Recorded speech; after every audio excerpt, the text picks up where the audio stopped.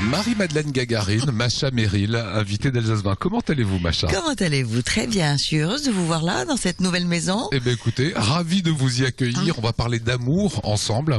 Alors je disais ce nom russe, vous êtes une russe née au Maroc. C'était le plus beau bébé, en tout cas élu comme tel, lorsque vous étiez petite. On dit ça, j'ai gagné le prix Cadom. Vous savez, il y avait des prix pour la publicité, pour le savon Cadom, et j'ai gagné le prix.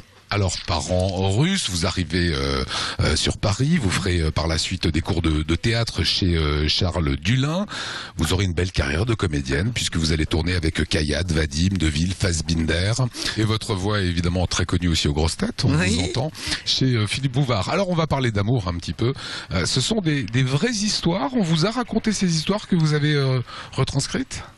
Alors, quand j'ai eu cette idée fumante, extraordinaire, que je m'étonne que personne n'ait eu avant moi, c'était parce que depuis des années je notais toutes les histoires qu'on me raconte et aussi mes propres histoires. Je pense que la réalité est infiniment plus époustouflante que la fiction. Et d'ailleurs, je rappelle ce que disait Colette, l'écrivain Colette. Elle disait surtout ne me racontez pas vos histoires d'amour parce qu'elles vont finir dans mes livres. Donc pour moi c'était des exercices d'écriture, mais au départ, vraiment toutes les histoires qui sont dans mon livre sont inspirées d'histoires vraies. Alors vous dites l'amour nous gouverne et donne un sens à nos actions. C'est une belle formule. Mais je pense que c'est la seule valeur qui nous reste.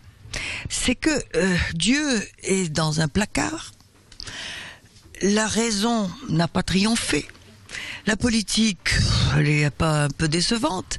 Qu'est-ce qui nous reste? Il nous reste l'amour. Et je pense que non seulement l'amour nous gouverne, mais l'amour est la solution à tout, à condition qu'on le vive.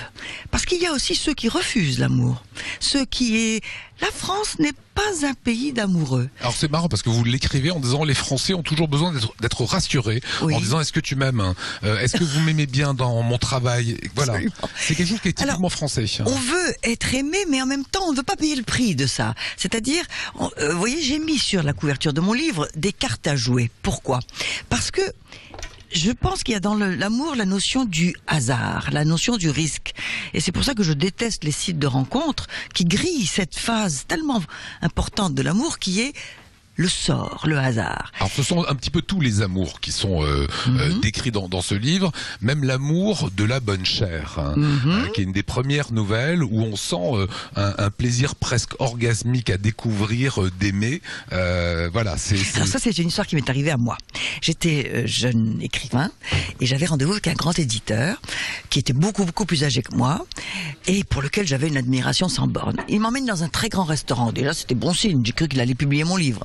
On n'a pas parlé de mon livre, on n'a parlé que de cuisine et des mets et des choses qu'il m'a fait goûter. Et je me suis dit, voilà ce que m'offre cet homme. Il n'est pas question d'avoir une idylle d'un autre type. Il était marié et tout ça, il n'était pas de ce genre de salopard qui profite de sa situation de pouvoir pour séduire une jeune femme. Et donc, nous avons vécu un amour gastronomique. Et vous savez, c'est très fort. Et j'ai grandi à travers cet amour-là. Et moi, c'est absolument ce que je pense. Je pense qu'un amour, qui est un bel amour, vous fait grandir. On progresse, on devient une meilleure personne. Alors, dans les histoires d'amour, est-ce que vous vous retrouvez dans ce personnage de Zoltana, qui est une grande amoureuse, mariée 7 fois, qui va épouser son 8e mari? Voilà. Je ressens du Macha Merrill dedans. Bon, vous exagérez un peu, j'en ai pas eu 8 quand même. Enfin bon, c'est vrai que j'ai roulé ma bosse. Mais c'est ce qu'on trouve pas tout de suite, il faut chercher. Et puis surtout, il y a cette idée que, je vous répète, j'ai grandi à travers mes amours. Donc tous les hommes que j'ai connus, tous formidables, ils m'ont tous fait faire une étape. Alors évidemment, j'aurais pu espérer que je fasse tout ça avec le même homme. Ça peut arriver, c'est extrêmement rare. Et cette femme que je décris, elle est inspirée d'une grande actrice que tout le monde a connue, qui s'appelait Zaza Gabor, qui a adoré tous ces hommes, qui a fait fortune à travers tous ces hommes, et qui a été une très bonne épouse. Il y en a quelques-uns qu'elle a laissés sur le carreau parce qu'elle les a ruinés, mais enfin ça c'est disons un peu la légende de ces femmes croqueuses d'hommes qui finalement sont des femmes formidables. Ce sont des femmes qui aiment et qui ont le pouvoir de susciter ces grands amours. Voilà, c'est 33 petites nouvelles autour des amours déclinés. Merci beaucoup. Il y a même un poème, il y a même une chanson, enfin il y a de tout. Voilà. Tout le monde sera content.